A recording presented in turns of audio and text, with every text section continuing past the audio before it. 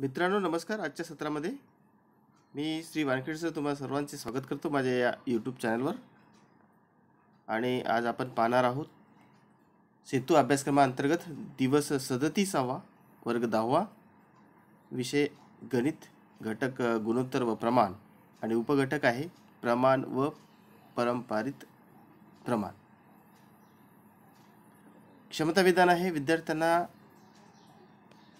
प्रमाण व परंपरित प्रमाणावर आधारित उदाहरणे सोडविता येणे.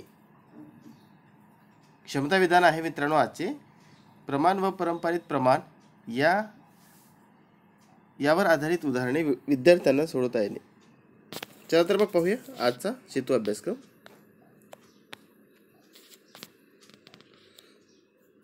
Welcome the student. Myself B D Wankhede, assistant teacher of Savitribai Phule माध्यमिक शाळा Babanagar Nanded. And today's class we are going to see about mathematics 10th day 37 Setu syllabus, and today's topic ratio and proportion, subtopic proportion and continued proportion, and competency statement. Today's students are able to solve problem example based on proportion and continued proportion. Students are able to solve example based on proportion and continued proportion. Let's see important points. Proportion: if A upon B equal to C upon D, then A, B, C, D are said to be in proportion. If A upon B equal to C upon D, then A, B, C, D are said to be in proportion. If A upon B equal to C upon D is equivalent to A into D equal to B into C. If A upon B equal to C upon D is equivalent to A into D equal to B into C. Cross multiplication here. Dear student, here cross multiplication equivalent to A upon B equal to C upon D. महत्वाचे मुद्दे. प्रमाण: जेव्हा A छेद B बरोबर C छेद D तेव्हा A B C D या संख्या प्रमाणात आहेत असे म्हणतात. जेव्हा A छेद B बरोबर C छेद D तेव्हा A B C D या संख्या प्रमाणात आहेत असे म्हणतात. यावरून आपण असे लिहू शकतो की जर A छेद B बरोबर C छेद D तर A गुणिला D बरोबर B गुणिला C. तिरपा गुणाकार हा सारखा असतो, इक्वल असतो, समान असतो. किंवा जेव्हा A छेद B बरोबर C छेद D असेल तेव्हा. आणि आणखी एक महत्त्वाचं मित्रांनो, A छेद B बरोबर C छेद D असेल तर A B C D या संख्या प्रमाणात आहेत असे म्हणतात. नमुना उदाहरण आहे या ठिकाणी. पहिलं, जर A B C D या संख्या प्रमाणात असतील तर A बरोबर 5, B बरोबर 10, C बरोबर 3 असेल तर D ची किंमत काढा. उकल: A B C D या संख्या प्रमाणात आहेत. हे आपल्याला दिलेलं आहे. या संख्या कशा आहेत? प्रमाणात आहेत असं आपल्याला दिलेलं आहे, सांगितलेलं आहे. म्हणून A छेद B बरोबर C छेद D, म्हणून A गुणिला D बरोबर B गुणिला C म्हणजेच क्रॉस तिरपा गुणाकार. म्हणून या ठिकाणी आपण A ची किंमत टाकली 5 जी दिलेली आहे, B ची किंमत 10 आणि C ची किंमत 3 टाकली या समीकरणामध्ये. तर अशा प्रकारे आपल्याला D बरोबर 10 गुणिले 3 छेद 5 म्हणजेच D बरोबर 6 हे उत्तर मिळालेलं आहे. तर मित्रांनो अशा प्रकारे आपल्याला या 4 पैकी 3 किमती जर दिलेल्या असतील तर चौथी किंमत काढता येईल. simple example, solve problem. If A, B, C and D are in proportion and A equal to 5, B equal to 10, C equal to 3, then find the value of D. Solution is A, B, C, D are in proportion. Therefore, A upon B equal to C upon D. Therefore, A into D equal to B into C. Cross multiplication here are equal. Therefore, putting the value of A, B and C, putting the value of A equal to 5, B equal to 10 and C equal to 3, we get D equal to 10 by 3, 10 into 3 divided by 5. Therefore, D equal to 6. We find the value of D equal to 6. पारंपरित प्रमाण, जेव्हा दोन समांतर गुणोत्तरे A छेद B बरोबर C छेद D याप्रमाणे असतात तेव्हा A, B, C या संख्या पारंपरित प्रमाणात आहेत असे म्हणतात. बघा पुन्हा एकदा ऐका नीट. जेव्हा दोन समान गुणोत्तरे A छेद B बरोबर B छेद C, A छेद B बरोबर B छेद C याप्रमाणे असतात तेव्हा A, B, C या संख्या पारंपरित प्रमाणात आहेत असे म्हणतात. जर A अपॉन B म्हणजे A छेद B बरोबर B छेद C असेल तर तिरकस गुणाकार करून B वर्ग बरोबर AC हे समीकरण आपल्याला मिळते. येथे B ला A व C चा भूमितीमध्ये किंवा मध्यम प्रमाणपद असेही म्हणतात. B ला काय म्हणायचं? A व C चा भूमितीमध्ये किंवा मध्यम प्रमाणपद असे म्हणतात. यावरून खालील विधाने समानार्थी आहेत असं आपल्याला म्हणता येईल. म्हणून पहिला आहे A छेद B बरोबर B छेद C, दुसरं B वर्ग बरोबर AC आणि तिसरं आहे A, B, C या संख्या पारंपरित प्रमाणात आहेत. हे केव्हा शक्य होईल? जेव्हा A, B, C या तिन्ही संख्या पारंपरित प्रमाणात आहेत असं आपल्याला म्हणता येईल. आणि पारंपरित प्रमाणात केव्हा असतात? जेव्हा A छेद B बरोबर B छेद C असेल तेव्हा. आणि याचा जर आपण तिरपा गुणाकार केला तर काय मिळेल? B वर्ग बरोबर AC मिळेल. म्हणजे या तीन गोष्टी ज्या आहेत आजच्या ठिकाणी या अभ्यासक्रमामध्ये फार महत्त्वाच्या आहेत. A छेद B बरोबर B छेद C एक पहिली आहे, दुसरी आहे B वर्ग बरोबर AC आणि तिसरी गोष्ट म्हणजे A, B, C या संख्या पारंपरित प्रमाणात आहेत. यालाच आपल्याला इंग्लिशमध्ये बघायचं continued proportion. When two ratios are equal like A upon B equal to B upon C, then we can say that A, B, C are in continued proportion. If AC equal to B square, then dividing both sides by BC, we get A upon B equal to B upon C.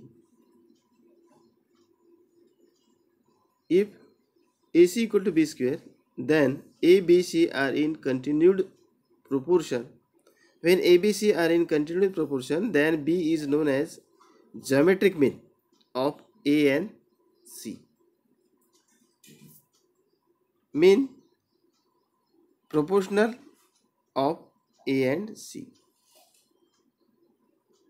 Here B is known as geometric mean of A and C. भूमितीमध्ये आहे असं आपण म्हणतो त्याला. नमुना उदाहरण आहे या ठिकाणी. x ही संख्या 16 व 4 यांचा भूमितीमध्ये आहे तर x ची किंमत काढा. x वर्ग बरोबर 16 गुणिले 4 64 म्हणून x बरोबर 8. मित्रांनो समान गुणोत्तरावरील क्रिया आपण इयत्ता 9वीत शिकलो आहोतच. आता तुम्ही त्यावरील उदाहरणे सोडवण्याचा प्रयत्न करा. या ठिकाणी if x is a geometric mean of 16 and 4, then find the value of x.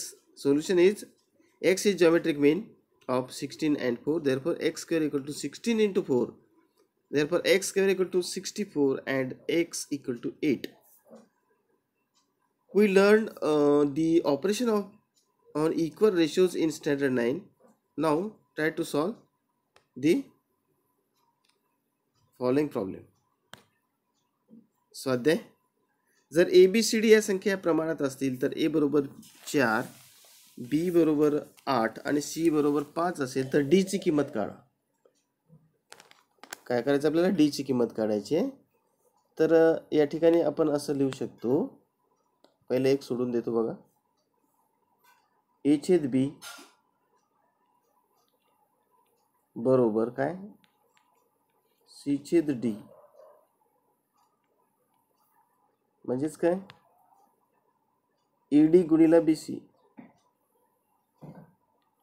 ए गुणिला डी बरोबर बी गुणिला सी. आपण किमती टाकू याच्यात. ए ची किंमत किती आहे? 4. 4 गुणिला डी काढायचा आहे. हा डी आहे बरं. डी बरोबर बी गुणिला सी म्हणजे बी किती आहे? 8 आणि सी ची किंमत किती आहे? 5. म्हणून डी बरोबर काय आहे? 8 पंचे 40 भागिले 4.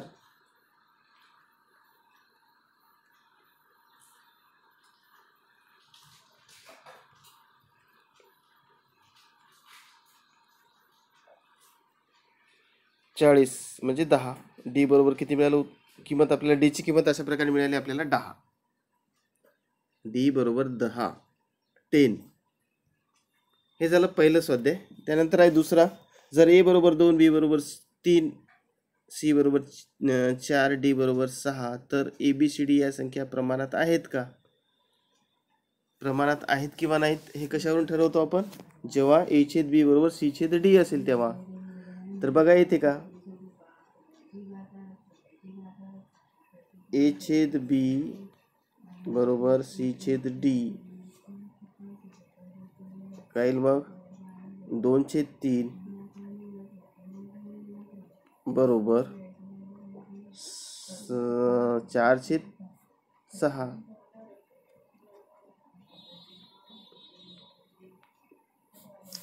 सॉरी,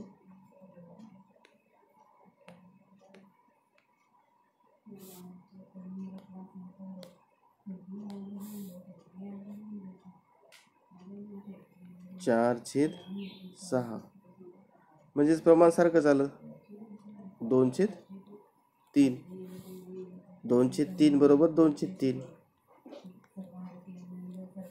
बे दोन्ही 4, 3 दोन्ही 6. म्हणजेच या संख्या ए बी सी डी या संख्या प्रमाणात आहेत. यम हा 2 आणि 3 यांचा भूमितीमध्ये आहे तर यम ची किंमत काढा. सूत्र काय? यम वर्ग बरोबर यम हा 12 व 3 यांचा भूमितीमध्ये आहे. 12 व 3 यांचा भूमितीमध्ये आहे तर यम ची किंमत काढा. यम वर्ग बरोबर या दोन संख्यांचा गुणाकार 12 गुणिला 3 12×3 = 36. 36 म्हणून एम बरोबर 36 चे वर्गमूळ 6. अशा प्रकारे एम ची किंमत आपल्याला 6 मिळाली. तर मित्रांनो अशा प्रकारे हा स्वाध्याय आहे याचा. Exercise if ABCD are in proportion then A = 4, B = 8, C = 5, then find the value of D. To find the value of D, A upon B equal to C upon D. Here A into D, we get equation A into D is equal to C into B, cross multiplication here. Therefore D equal to CB by A, CB upon A. Here C equal to 5, B equal to 8 and A equal to 4.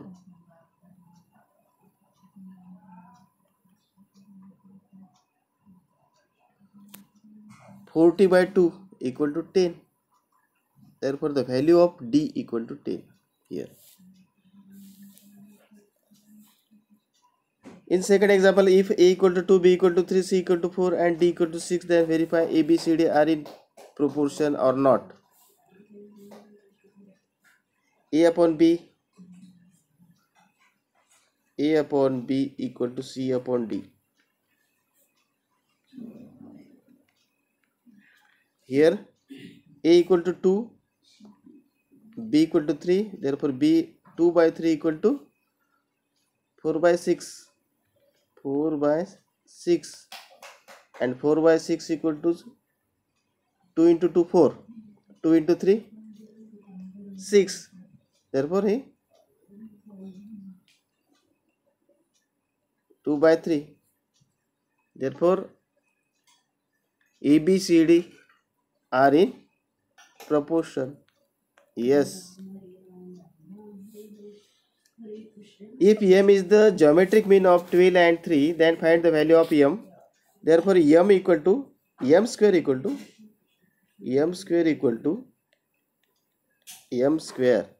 is equal to 12 multiplied by 3, 36, because m is the geometric mean. Therefore m square equal to 12 into 3 equal to 36.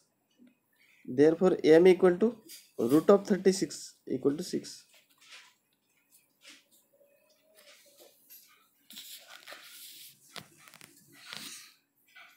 तर मित्रांनो, अशा प्रकारे आजचा हा सेतू अभ्यासक्रम या ठिकाणी संपलेला आहे.